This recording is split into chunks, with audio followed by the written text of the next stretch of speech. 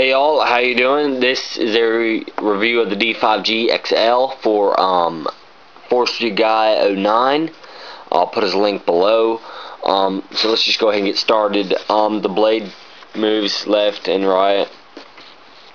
It does not have any tilt whatsoever. Cannot tilt. Go ahead and move to this side. That's about how high the blade can go, right there.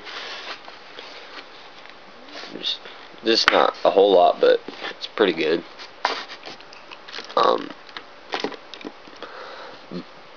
But the tracks are rubber, as you can see, and they roll decent. They're not perfect. Let's go ahead and go all around the machine.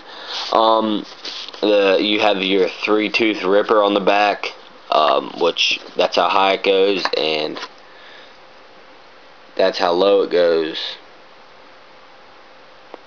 I don't know if y'all can see that real good. You get your good details on there. D5g XL. You have a few plastic parts like your handrails. I mean, that's really it. Your exhaust and your AC unit up here. Your AC unit.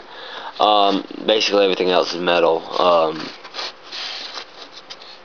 And I mean, that's really it. The cab is very detailed. I can't remember what I paid for this. I think like 20 or 30 bucks. I can't remember. I had it. Right.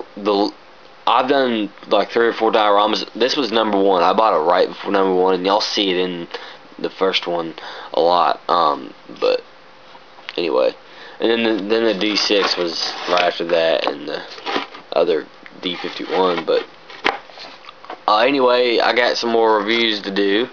So yeah. I appreciate y'all watching, and hope y'all like the reviews and all my videos. So talk to y'all later.